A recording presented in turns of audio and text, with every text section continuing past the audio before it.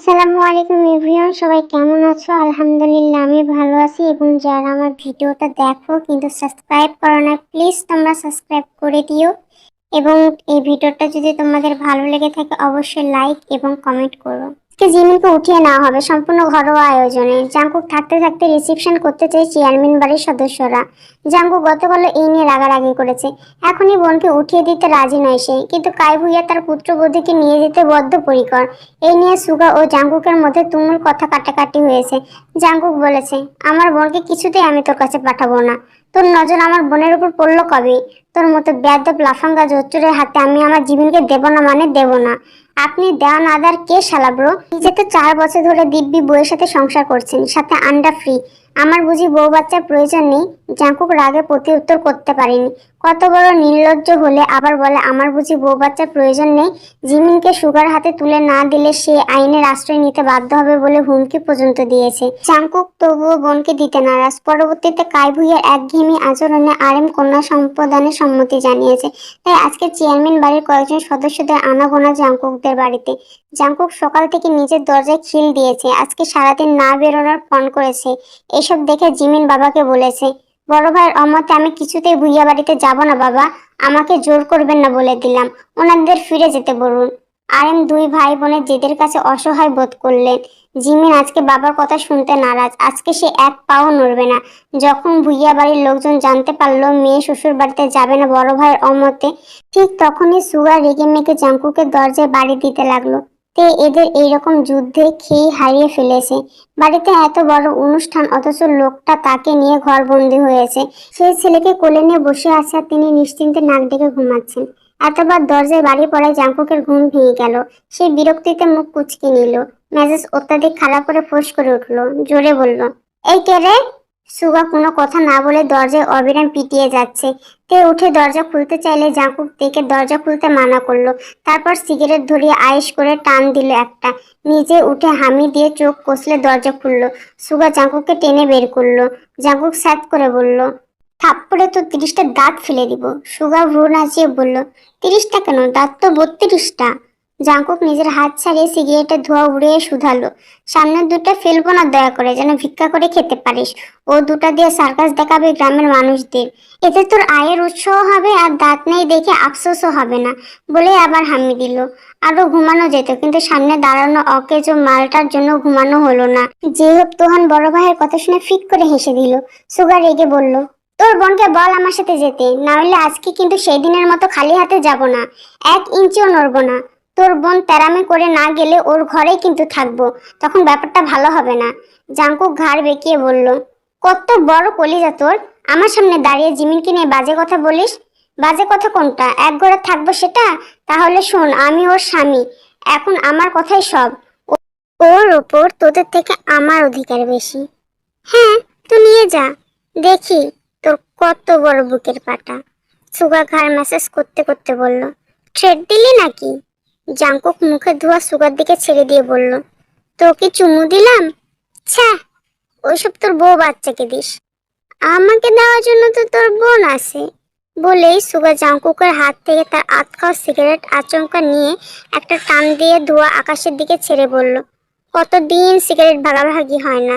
Jungkook লাল চোখ করে চেয়েছিল। কথাটা শুনে চোখের লালিমা ভাব কিছুটা কমিয়ে এলো, পরক্ষণে আবার রক্তিম বর্ণ ধারণ করলো। সুগা আকাশ থেকে চোখ সরিয়ে জাংকুকের দিকে সিগারেট বাড়িয়ে দিল। জাংকুক সিগারেট নিয়ে নিচে ফেলে পা দিয়ে পিষে ফেললো। তারপরে হেসে বলল, সরি টু সে, আমি কুকুরের উচ্ছিষ্ট খাই না। সুগার বুকের ভিতরে ধাক্কা লাগলো। জাংকুকের দিকে চেয়ে মলিন হাসলো, তারপর নিজের আগের রূপে ফিরে গিয়ে বলল, বাদ দে, আসল কথায় আসি।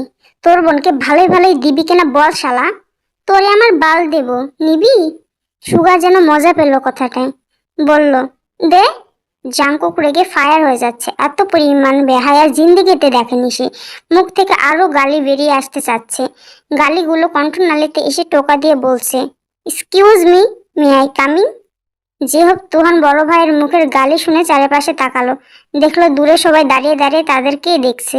যে হোক গলা খাকারি দিয়ে বলল, ভাইয়া মুখ খারাপ করো না, আশেপাশে মানুষ আছে, আব্বা শুনলে রাগ করবেন। জাংকুক বহু কষ্টে নিজেকে কন্ট্রোল করলো, তারপর ওখান থেকে সরে জিমিনের ঘরের দিকে হাঁটা দিল। পিছে পিছে সুগাও যেতে লাগলো। যে হোক তোহান তার পথ আটকে বলল, ভাই বোনের আলাপ আলোচনায় আপনি এলাও না। সুগা কপালে ভাঁজ ফেলে বলল, আমার বউয়ের কাছে আমার বিরুদ্ধে চক্রান্ত করবে আর আমি যাব না? সামনে থেকে সরে দাঁড়াও শালারা। অহেতুক আমার সাথে লাগতে যেও না। তোমাদের বড় ভাইয়ের বাড়াবাড়ি বেয়াদবি ক্ষমা করলেও তোমাদেরটা করব না। ডিরেক্ট অ্যাকশনে চলে যাব। হাঁটো। জিহব তোহানের মুখ থমথমে হয়ে গেল। উঠোন ভরা মানুষের সামনে এত বড় অপমান গায়ে আগুন ধরিয়ে দিল যেন। কোনো কথা না বাড়িয়েই আস্তে করে সরে দাঁড়ালো। সুগা হেঁটে জিমিনের ঘরের দরজার সামনে দাঁড়াতেই শুনল, আমি লোকটাকে পছন্দ করি না ভাইয়া, কেমন জানি নজর, আমার ভালো লাগে না। জাংকুক জিমিনের মাথায় ঠাসা মেরে বলল, বিয়ে করার সময় তা মনে ছিল না? ঢ্যাং ঢ্যাং করে কবুল বলেছিলি কেন? জিমিন মন খারাপ করে বলল, আমি কি ইচ্ছে করে বলেছি? বাবাই তো বলল। জাংকুক কপাল কুঁচকে বলল, বাবা বলল মানে? তোর বিয়েতে সম্মত ছিল না? সম্মতি না থাকলে তো এই বিয়েই হয়নি। জিমিন মুখ নামিয়ে বলল, ছিল সম্মতি, কিন্তু লোকটাকে কেমন জানি দেখলেই শরীর জ্বলে। তোর কথার আগামাথা কিছুই বুঝতে পারছি না। একবার বলিস বাবার জন্য, আবার বলিস সম্মতি ছিল। তোর সম্মতি থাকলে যা শ্বশুর বাড়ি, তারা তো তোকে নিতে এসেছে। ভাইয়া, ভাইয়া বলে লাভ নেই। বিয়ে যেহেতু হয়ে গেছে সেহেতু তোকে আটকে রাখার সাধ্য নেই। আর তোর শ্বশুরবাড়ির লোকদের সাথে তো ঝামেলা করাও যাবে না। সোজা জেলে ঢুকিয়ে দিবে, মিথ্যে মামলায় ফাঁসিয়ে দিবে, যেহেতু চেয়ারম্যান তারা। এত তাড়াতাড়ি শ্বশুরবাড়ি যেতে চায় না ভাইয়া। তারা এমন করছে কেন? আব্বা তো বলেছিলেন আরো পরে ওই বাড়িতে পাঠাবে। তাহলে এখন কেন এত তাড়াতাড়ি পাঠাতে চাইছে? বলে ঝরঝর করে কেঁদে দিল জিমিন। জাংকুক কিছুই বলল না। ঠিক সেই মুহূর্তে সুগা ঘরে ঢুকলো। ঢুকেই বলল, আমার বউকে কাঁদাচ্ছিস কেন? সুগাকে দেখে জিমিন ঘুমটা বড় করে দিল। ওই লোককে তার মুখ দেখাতে আপাতত ইচ্ছুক না সে। জাংকুক আবারও রেগে বলল, ভাই বোনের আলাপে তোর কি কাজ? ম্যানার্স নেই কোনো? সুগা কানের পিঠ চুলকে বলল, না নেই। এখন দ্রুত আমার পত্নীকে আমার হাতে তুলে দে। আমি ভালোই ভালো বউ নিয়ে বিদায় হই। আর আমার পত্নীর সাথে আমি একটু কথা বলতে চাই। অনুগ্রহ করে আপনি কি একটু বাইরে যাবেন শালাব্রো? স্বামী স্ত্রীর ব্যক্তিগত আলাপ আলোচনায় অন্য মানুষ থাকাটা অশোভনীয় নয়। জাংকুক ফুসফুস করতে লাগলো। উঠে চলে যেতে চাইলে জিমিন ভাইয়ের গেঞ্জির কোনা এক আঙুলে টেনে ধরলো। জাংকুক তাকালে, তারপর ইশারায় মাথা নেড়ে তাকে একা রেখে যেতে নিষেধ করলো। সুকা তা দেখে বলল, ওরে নাটক, একটু পর তো ঠিকই আমার সাথে থাকবে। এখন এমন ঢং করছো কেন? তোমাকে কি খেয়ে ফেলবো নাকি? জিমিন লোকটার কথায় পাত্তা না দিয়ে ভাইয়ের দিকে ছলছল নয়নে চাইলো। জাংকুক বোনের মাথায় ভরসার হাত রাখলো, বলল, যাচ্ছি না, কাঁদিস না। কথাটুকু বলেই সুগার দিকে তাকিয়ে বলল, এখনো তোর সাথে কথা বলতে ইচ্ছুক নয়, সুতরাং আউট। সুগা মুখ লাল করে বের হয়ে গেল। এত বড় অপমান, সেও এর প্রতিশোধ নিবে। রাত 8টা। অনেক চূড়ায় উতরায় পেরিয়ে জিমিন শ্বশুর বাড়ি যাচ্ছে। আজকে সারাদিন জাংকুকের সাথে তর্ক করতে করতে চেয়ারম্যান বাড়ির লোকেরা কাহিল হয়ে গেছে। অবশেষে আরিমের সাথে জাংকুক গোপন বৈঠকে সমস্যার সমাধান হলো। জাংকুক যদিও নারাজ, তবে বোনকে আর আটকায়নি। জিমিন বড় ভাই রাজি শুনে নামাজের বিছানা অনেকক্ষণ কেঁদেছে। নিজের বাবার বাড়ি ছেড়ে আজকে নাকি তাকে শ্বশুর বাড়ি চলে যেতে হবে। এত কষ্ট কেন? একটা মেয়ের জীবন এমন কেন? কেন তাকে বাবার বাড়ি ছেড়ে শ্বশুর বাড়ি যেতে হয়? এত এত মায়ের বাঁধন ছেড়ে কিভাবে মেয়েরা পরের বাড়ি যায়? মেয়ে বলেই বোধহয় পারে। তে জিমিনকে বুকে জড়িয়ে সান্ত্বনা দিচ্ছে। তেকু ফুপির কোলে বসে আছে। চোখে ঘুরিয়ে ঘুরিয়ে ফুপি আর মাকে দেখছে। ফুপিকে কাঁদতে দেখে বাচ্চাটা ভয়ে মায়ের কোলে চলে গেল। জিন বেগম আঁচল দিয়ে চোখ মুছতে মুছতে মেয়ের ঘরে এলেন। মেয়েকে তের বুকের উপর পড়ে থাকতে দেখে বুকটা তার কামড় দিয়ে উঠল। এই তো তার নারী ছেড়া ধন, সেদিন না জন্মালো? এত তাড়াতাড়ি বড় হয়ে গেল কবে?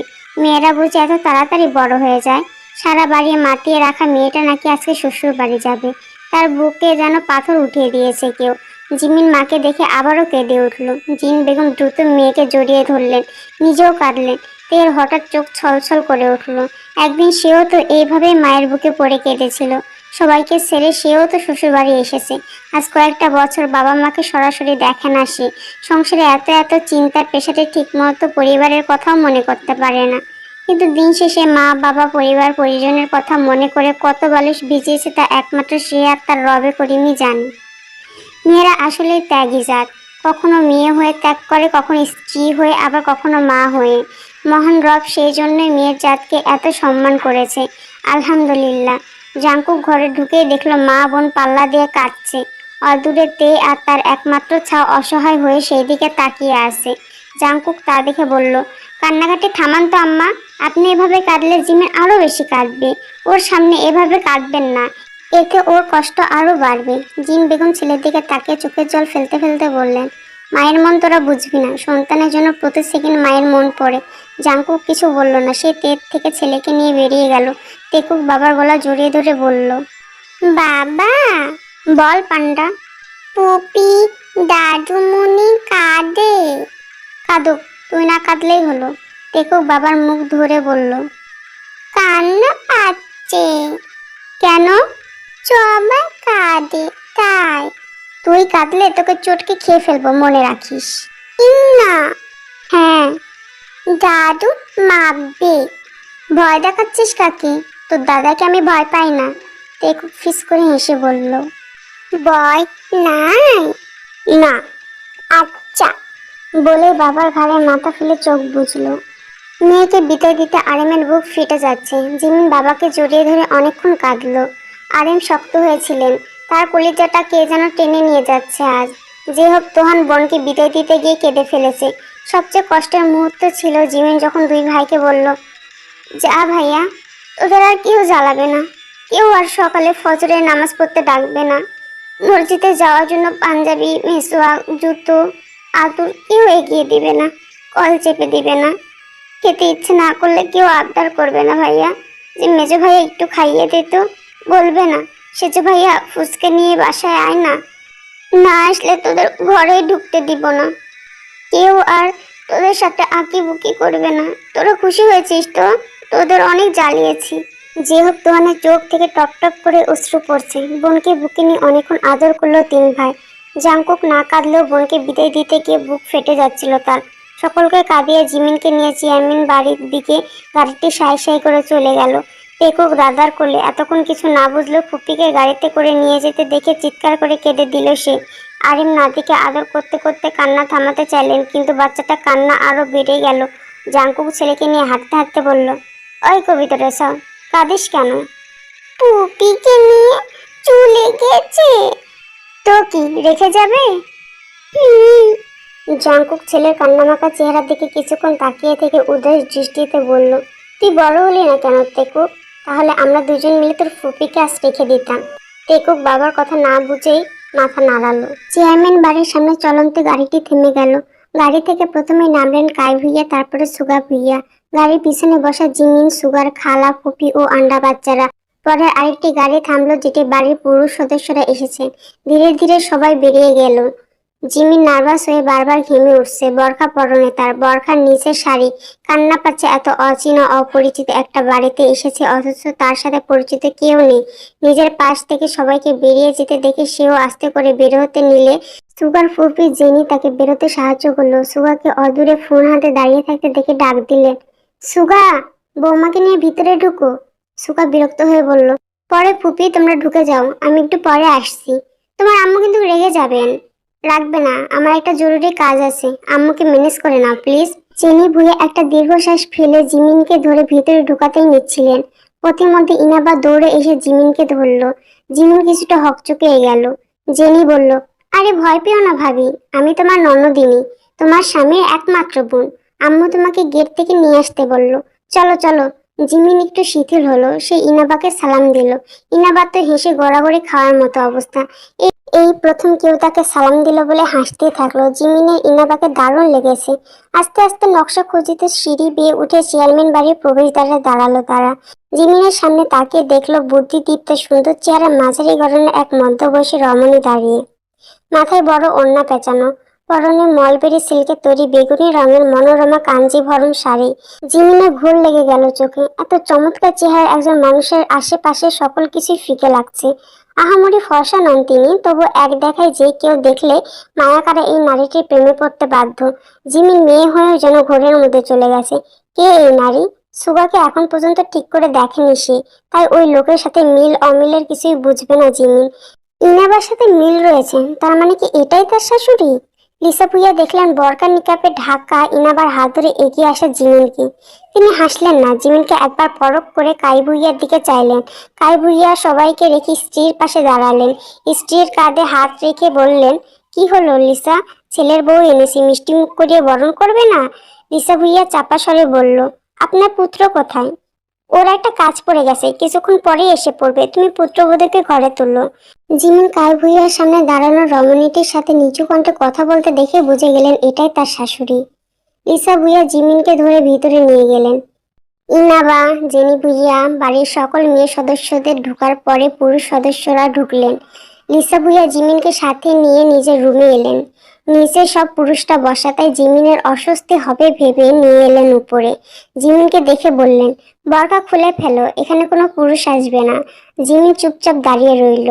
লিসা ভুইয়া বুঝলেন সামনে দাঁড়ানো মেয়েটির অস্বস্তি হচ্ছে। তিনি ইনাবাকে চোখ দিয়ে ইশারা করলেন বরকা খুলে দিতে। ইনাবা মায়ের ইশারায় জিমিনের কাছে গিয়ে বলল, আরে লজ্জা কেন পাচ্ছ ভাবি? এখানে লজ্জার কিছু নেই, আসো বরকা খুলে দেই। বলে বরকা নিকাব খুলে দিল ইনাবা। লিসা ভুইয়া দেখলেন ঘামে তেল তেলে হয়ে যাওয়া মেকআপহীন একটা মায়াবী মুখশ্রী, লাল বেনারসি গায়ে জড়ানো, যেন এই মুহূর্তে পুতুলের মতো তার সামনে দাঁড়িয়ে আছে। চোখ পিটপিট করে এদিক ওইদিক তাকে লজ্জা অস্বস্তি লুকোনোর চেষ্টা করছে। লিসা ভুইয়া ঠোঁটের কোণে সূক্ষ্ম হাসি খেলে গেল, তবে তা বোঝা গেল না। সালামের মিষ্টি কণ্ঠে তার ভাবনার চিন্তার পরিসমাপ্তি ঘটল। তিনি বুঝলেন তার সম্মুখে দাঁড়ানো মায়াবী বদনী মেয়েটির কণ্ঠ হতে তা নিশ্চিত হয়েছে। তিনি সৌম্য স্বরে সালামের প্রতি উত্তর করলেন। ইনাবা জিমিনকে দেখে বলল, আরে পুতুলের মতো দেখতে তুমি, ভীষণ মিষ্টি, মেকআপ ছাড়াই এত কিউট লাগছে, মনে হচ্ছে গাল দুটো টেনে দিই, তাই না আম্মু? লিসা ভুইয়া কিছু বললেন না। তিনি বিছানার দিকে এগিয়ে গেলেন। সেখানে গাঢ় লাল রঙের কাঞ্জিভরম শাড়ি রাখা। শাড়িটা হাতে তুলে নিয়ে জিমিনের সামনে দাঁড়িয়ে বললেন, আমার সাথে ম্যাচিং করে তোমার জন্য এই শাড়িটি নিয়েছি, দেখো তো পছন্দ হয় কিনা। জিমিন শাশুড়ির হাতের দিকে তাকিয়ে রইল, কিছু বলল না। লিসা ভুইয়া বললেন, বেনারসি চেঞ্জ করে এটা পরবে। জিমিন ঢোক গেলে শাড়ির দিকে চেয়ে রইল। এত ভারী শাড়ি পরতে হবে ভেবে দম বন্ধ হয়ে আসছে। লিসা ভুইয়া জিমিনের চেহারায় ঘাম জড়ো হতে দেখে বললেন, তোমার ইচ্ছে না করলে পড়ার প্রয়োজন নেই। ইনাবা, তোমার ভাবিকে খাবার দাও। আচ্ছা আম্মু। জাংকুক ছেলেকে কোলে নিয়ে খোলা উঠানে হাঁটছে। তেকুক চাঁদের দিকে তার ছোট ছোট আঙুল উঁচিয়ে বলল, বাবা, মুন মুন। জাংকুক সেদিকে তাকিয়ে বলল, হুম। শহরে এত সুন্দরভাবে চাঁদ দেখেছিস কখনো? তেকুক মাথা নাড়িয়ে না বলল।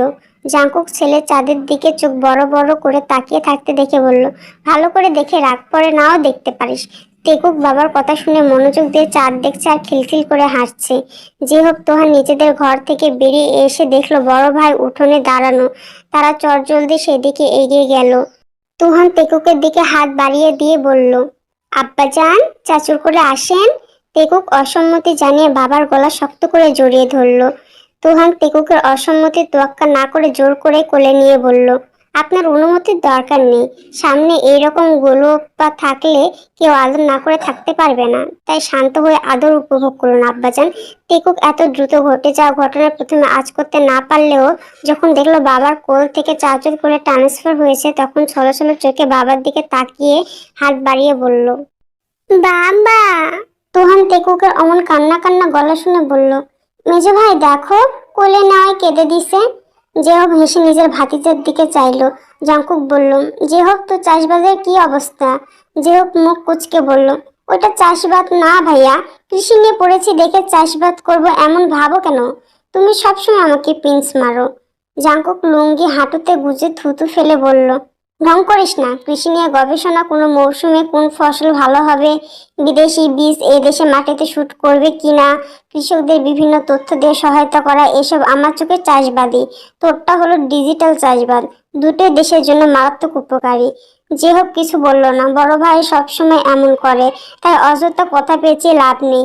টেকুক বাবাকে এখনো কোলে নিতে না দেখে জোরে চিল্লিয়ে উঠল। জাংকুক, যে হোক, তুহান তিনজনই হক চকিয়ে গেল। জাংকুক বলল, এক নম্বরে ব্রিটিশ, একবারে মায়ের মতন হয়েছে। এর জ্বালায় কোথাও একটু শান্তিতে দাঁড়াতে পারি না। তোকে কোলে নিব না আজ, থাক চাচাদের কোলে, আমি গেলাম, টাটা। বলে লুঙ্গি ওপরে উঠিয়ে হাঁটা দিল ঘরের উদ্দেশ্যে। টেকুক বাবাকে চলে যেতে দেখে তুহানের কোলে বাইম মাছের মতো লাফালাফি করতে লাগলো। তুহান ভাতিজাকে কোল থেকে নামিয়ে দিল। টেকুক ছাড়া পেয়ে বাবার দিকে দৌড়ে গেল। জাংকুক হাঁটতে গিয়ে বাধা পেল। নিচে তাকিয়ে দেখলো টেকুক তার পা জড়িয়ে আছে।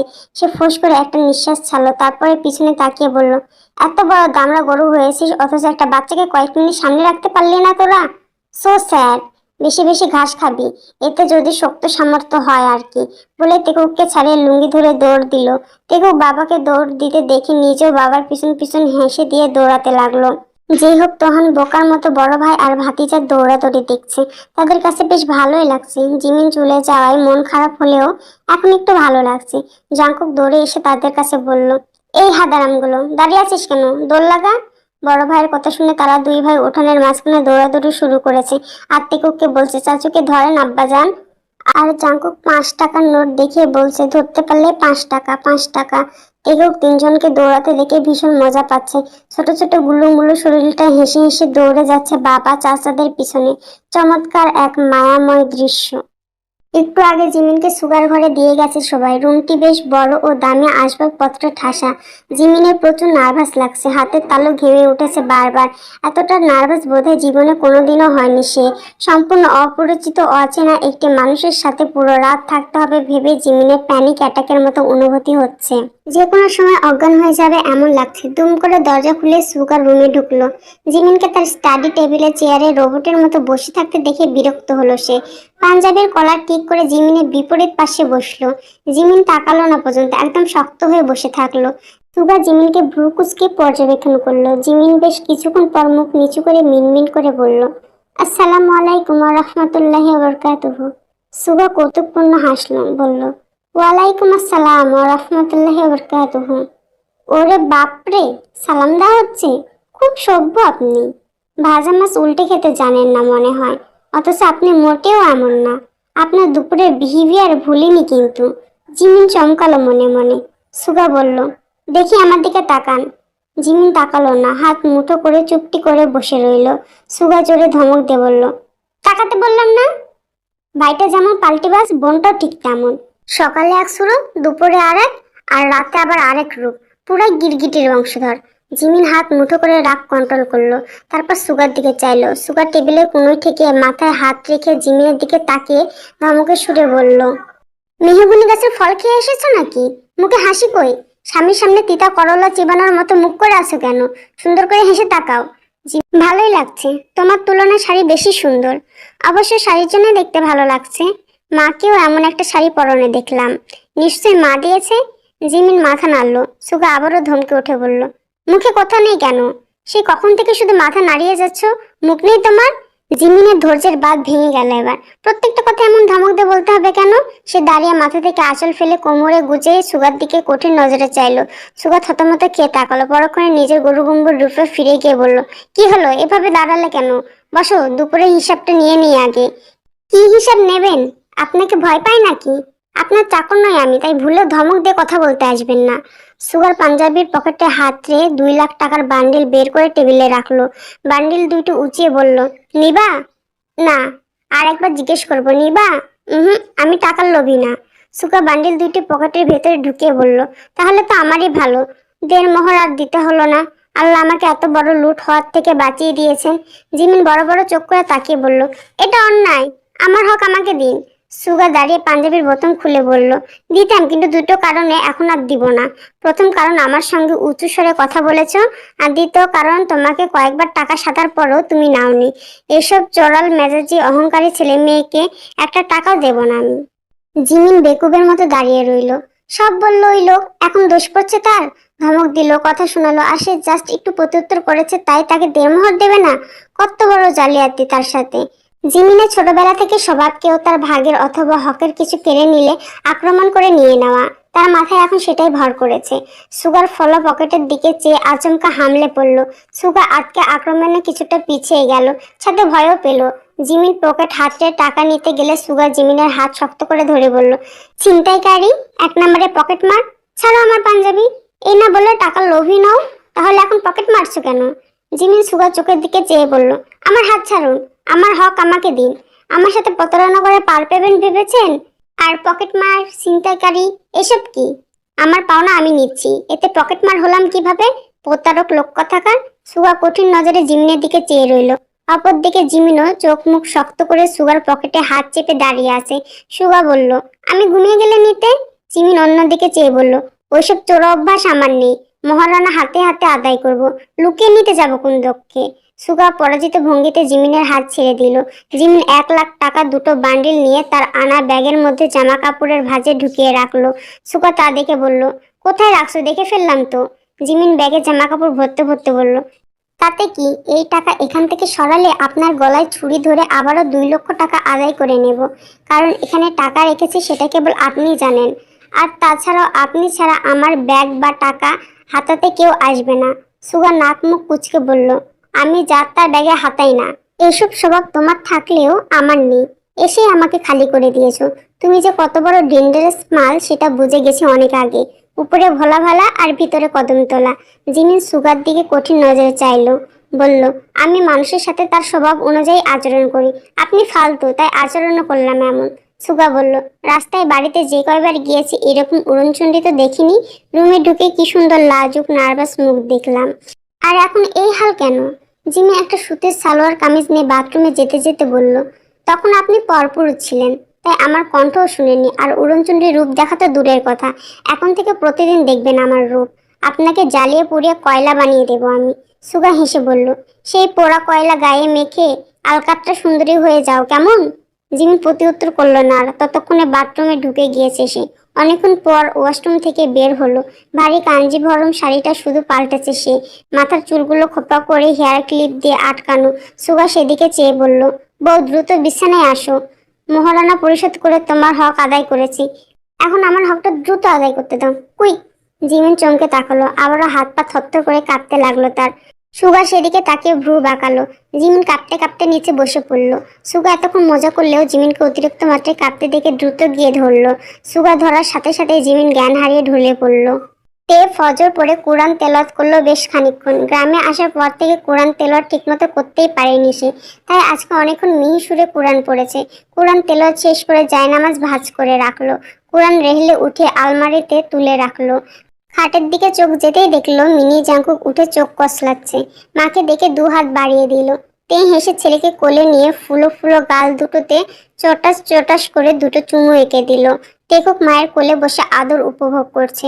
ব্যাগ থেকে ব্রাশ বের করে কলপারে গেল, ছেলেকে মুখ ধুইয়ে দিল। জিন বেগমকে বাসি বাসন কোসন নিয়ে কলপারে আসতে দেখে টেকুককে কোল থেকে নামিয়ে দাঁড় করালো। শাশুড়ির হাত থেকে বাসন নিয়ে নিজেই মাজতে বসে গেল। জিন বেগম না না করে উঠলেন। তে কোনো কথাই শুনল না। জিন বেগম নাতিকে কোলে নিয়ে দাঁড়ালো পাশে। টেকুক দাদির কোলে উঠতে চাইছিল না। তে তা দেখে বলল, আব্বা, দাদিমুনির কোলে যান, দাদিমুনি আদর করবে। টেকুক মায়ের কথা শুনে শান্ত বাচ্চার মতো জিন বেগমের কোলে উঠেছে। তে বাসন ধুয়ে রান্নাঘরে নিয়ে রাখলো সব। জিন বেগম নাতিকে নামিয়ে চুলা ধরাতে বসে গেলেন। সিলিন্ডার থাকলেও জিন বেগমের মাটির চুলাতে রান্না করতে বেশি স্বাচ্ছন্দ্য বোধ করেন। তার 2 ছেলেই তাকে সিলিন্ডারে শর্টকাটে রান্না করতে কত যে জোরাজুরি করে তার ইয়ত্তা নেই, কিন্তু তিনি তবুও মাটির চুলায় রাখবেন। তাই যে হোক তোহান বলা ছেড়ে দিয়েছে। মায়ের কষ্ট হয় দেখে যে হোক সিলিন্ডার কিনে এনেছে, অথচ মা সেখানে শুধু রাতের খাবারই গরম করে, বাকি ভারী ভারী রান্নাগুলো মাটির চুলাতেই করেন। অবশ্য মাটির চুলার রান্নার স্বাদ অতুলনীয়, তার উপর মায়ের হাতে ছোঁয়া থাকে, এই রান্না অতুলনীয় তো হবেই। তে শাশুড়িকে বলল, কি নাস্তা বানাবেন আম্মা? জিন বেগম চুলায় পানি গরম বসাতে বসাতে বলল, পরোটা, চিকেন, ভেজিটেবল, চা, সেমাই, আর তোমার শ্বশুরের জন্য রুটি বানাবো। তে শাশুড়ির দিকে তাকিয়ে ভাবছে কত শিক্ষিত তার শাশুড়ি, অথচ কোনো অহংকারই নেই, একেবারে মাটির মানুষ।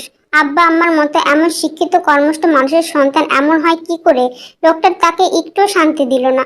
কথাটা ভেবেই তে দীর্ঘশ্বাস ফেললো। তারপর শাশুড়ি হাতে হাতে কাজ এগিয়ে দিল।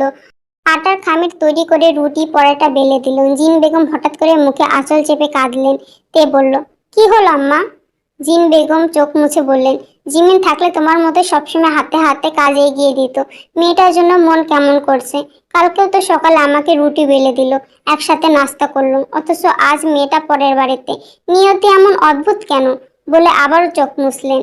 তেরও চোখ ছলছল করে উঠল। জিমিনের কথা ভেবে মনটা খারাপ হলো। কালকেও ভাবি ভাবি করে মুখে ফেনা তুলে দিয়েছিল, তে তার মাথায় তেল দিয়ে দিয়েছিল, আর আজ সে স্বামীর ঘরে। হঠাৎ করে বুকটা হু হু করে উঠলো তার। মা বাবার কথা ভীষণ মনে পড়ছে। জাঙ্কুককে বলে দেখবে বাবার বাড়ি যেতে রাজি হয় কিনা। লোকটা নিশ্চয়ই ঘাট তেরামি করবে, না যাওয়ার অজুহাত দেখাবে, কিন্তু তে এবার নাছর বান্দা, যেভাবেই হোক রাজি করাতেই হবে। কথাটা ভেবে উঠানে চাইলো। টেকুক দাদার কোলে উঠে দাড়ি ধরে খেলছে। আর এম নিজের মাথার টুপি নাতির মাথায় পরিয়ে দিলেন। টুপিটা বাচ্চার মাথায় বেশ ঢোলা হয়েছে। আর এম তা দেখে হেসে উঠলেন। পিছনে যে হোক তোহানও আছে। তাদের দেখে তে মাথার ওড়নাটা টেনে রান্নাঘরে চেপে বসলো, যেন তাকে দেখা না যায়। ওইদিকে যে হোক তোহান টেকুককে আদর করে ঘরে চলে গেল। তে সেই সুযোগে রান্নাঘর থেকে বেরিয়ে নিজের ঘরে চলে গেল। দেখলো জাংকুক উপর হয়ে শুয়ে আছে। তে তা দেখে কেন যেন রাগ উঠলো ভীষণ। বাবা ভাই ফজর পরে ঘরে আসে, আর এই বাদাম মাকে দেখো নাক ডেকে কিভাবে ঠুস ঠুস করে ঘুম দিচ্ছে। তে তাকে ঠেলে ঠেলে ডাকতে লাগলো, এই উঠুন, দ্রুত উঠুন। জাংকুক বিরক্ত হয়ে অন্য পাশে ফিরে গেল। তে আবারও ডাকতে লাগলো। জাংকুক বিরক্ত সূচক শব্দ করে বলল, মাথা খারাপ করবি না, ঘুমাচ্ছি দেখছিস না? আবারও তুই তুকারি করছেন? হ্যাঁ তো, এখন তো মানুষ নেই, কারোর সামনে তো আর বলছি না। ঘুম কেন ভাঙালি তাই বল। তে জাংকুকের পিঠে চিমটি দিয়ে বলল, শখে। জাংকুক চিমটি খেয়ে সোজা হয়ে শুয়ে তের দিকে কঠিন নজরে চাইলো। তেও রাগ নিয়ে তাকিয়ে আছে। জাংকুক বলল, সমস্যা কি? আপনি গ্রামে এসে এত ঘুমান কেন? বাপ ভাইদের সাথে নামাজ পড়তে মসজিদে যেতে পারেন না? জাংকুক হামি দিয়ে বলল, আলসেমি লাগে, উঠো উজু করো, মসজিদে যাও, নামাজ পড়ো, তাই মন চায় না। তে রেগে আগুন হয়ে চিল্লিয়ে বলল, কবরে যখন অন্ধকারে সাপ বিচ্ছু দংশন করবে, কবর চাপ দিবে, ফেরেস্তার ডান্ডার বাড়ি মারবে, সেদিন এসে অজুহাত দিন। একটা বাড়ি মারবে, অমনি 70 হাত নিচে গেড়ে যাবেন। সময় থাকতে আল্লাহকে ভয় করুন, নাইলে পরকালে এমন পোস্তানা পোস্তাবেন কুল কিনারা খুঁজে পাবেন না। জাংকুক বিরক্ত হয়ে বলল, আজব তো, আমার নামাজ, আমার কবর, আমার বিচার, আমার জবাবদিহিতা, তোর এত জ্ঞান দেওয়া লাগবে কেন? আল্লাহ নিশ্চয়ই আমার প্রশ্ন তোকে করবে না, তাই আমাকে জ্ঞান না দিয়ে নিজের চরকায় তেল দে, বলে আবার উল্টো ফিরে শুয়ে পড়লো। তে ছলো ছলো চোখে তাকিয়ে রইল। এই লোকটার দিকে তাকালে তার মায়া কাজ করে। সমাজে এইরকম বহু মানুষ আছে, যাদের পরকালের কথা বললে ফুটান্ত তেলে পানি পড়লে যেমন করে, ঠিক তেমন করে স্যাত করে ওঠে। অবুঝ বাচ্চাদের মতো মনে হয় এদের। না হলে কেউ কবরের আজাব আখিরাতের কথা বললে এই কথা বলে? এত জ্ঞানহীন কেন তারা? এরা কেন বোঝে না এই জীবন ক্ষণস্থায়ী? 2 দিনের দুনিয়ার জন্য কত আয়োজন তাদের, অথচ অনন্তকাল থাকার জন্য কি পথে রোজগার করছে তারা? ভয় নেই কেন তাদের মাঝে? জাহান্নামকে কি এরা মামুলি মনে করে? কেন আল্লাহর ভয় তাদেরকে নাড়াতে পারে না? কেন কেউ তাদের সরল সঠিক পথ দেখালে সেটাকে জ্ঞান মনে করে? তের চোখের পানি গড়িয়ে নিচে পড়ছে। নীরবে কেঁদে আল্লাহর কাছে দোয়া করলো, ও আল্লাহ, আরো জমিনের মালিক, আমার স্রষ্টা, আমার অবশ স্বামীকে আপনি হেদায়েত প্রাপ্তদের অন্তর্ভুক্ত করুন, তাকে সহি বুঝ দান করুন। আপনি তো যাকে ইচ্ছে তাকে হেদায়েত দেন। আমার স্বামীকেও আপনি আপনার পথে কবুল করে নিন মালিক। হে রবে করিম, এই গুনাহগার বান্দার ফরিয়াদ কবুল করুন মাবুদ। ঘড়িতে 7টা বাজে। জিমিন রুমে ঢুকে বিছানার দিকে চাইলো। দেখলো সুগা কোলবাড়ির জড়িয়ে ঘুমিয়ে আসে। জিমিন মুখ বাঁকালো, এ নামাজ কালাম পড়ে না নাকি? বড় ভাবের মতো তারও কি বেনামাজে বর জুটলো কপালে? সে বড় ভাবের মতো অত লুতুপুতু করতে পারবে না, ডিরেক্ট অ্যাকশনে যাবে। তাকে তো চেনেনি সুগা ভুইয়া। জিমিন ব্যাগ থেকে সুতির একটি শাড়ি বের করলো। বারবার ব্যাগ খোলা বন্ধ করায় বিরক্ত লাগলো তার, তাই আলমারি খুলতে গিয়ে দেখলো তালা দেওয়া। রাগ উঠলো, নিজের রুমে আলমারিতে তালা কে দেয়? পাগল ছাগল সব। গোসল করে সালোয়ার কামিজ পাল্টে শাড়ি পরলো জিমিন। এখন একটু রিল্যাক্স লাগছে। ভেজা জামা কাপড় বারান্দায় মেলে দিল, তারপর ফ্যান চালিয়ে চুল শুকিয়ে নিল। নাটক সিনেমার মতো ভেজা চুল নিয়ে জামাইকে মধুর সুরে ডাকতে পারবে না সে। চুল শুকিয়ে মাথায় ভালোভাবে আঁচল টেনে সুগাকে ডাকতে লাগলো, এই উঠুন, জলদি উঠুন। সুগার রেসপন্স করলো না। জিমিন কয়েকবার ডাকলো, তবুও রেসপন্স নেই। রাগে কিরমির করে জোরে বলল, ওই বেটা, উঠিস না কেন? তাড়াতাড়ি ওঠ। সুগা থতমত ভঙ্গিতে জিমিনের দিকে চোখ খুলে তাকালো। জিমিন বলল, উঠতে এত টাইম লাগে আপনার? আপনাকে তো ভালোভাবে ডাকা যাবে না। যাই হোক, দ্রুত উঠুন। সুগা গম্ভীর হয়ে বলল, এটা কেমন ব্যবহার তোমার? এভাবে ঘুম থেকে কে তোলে ভাই? কটা বাজে? মাত্র 7:30। এত সকালে ঘুম ভাঙানোর কারণ কি? জিমিন একটু মিয়ে গেল। লোকটা কণ্ঠ ভীষণ ভয়ঙ্কর লাগছে। যাই হোক, সে ভয় পাবে না। সেও গম্ভীর মুখে বলল, একে তো ফজরের নামাজ বাদ দিয়ে আরামসে ঘুমাচ্ছেন, এখন আমি ডাকছি তাতেও প্রশ্ন? সুগা ভারী গলায় বলল, you know what, my daily routine is completely different, so don't overreact unnecessary. Jimmy English কম বোঝে, তাই এর মর্মার্থ করতে সময় লাগলো তার। এই লোক দেখি ইংলিশের জাহাজ, কেমন ফটফট করে ইংলিশ বলছে। কোনোভাবে যদি জানে জিমিন ইংলিশ কম জানে, তাহলে তার প্র্যাকটিস পাংচার হতে সময় নেবে না। একটা বুদ্ধি তো বের করতেই হবে। জিমিন মুখ আরো গম্ভীর করে বলল, মাতৃভাষা পারেন না? বাংলার মধ্যে ইংরেজি টানেন কেন? নিজেকে শিক্ষিত রিপ্রেজেন্ট করতে চান? শিক্ষিত রিপ্রেজেন্ট করতে চাই মানে? তুমি মনে হয় খুব ভাষাপ্রেমী। তাহলে রিপ্রেজেন্ট কি বাংলা শব্দ?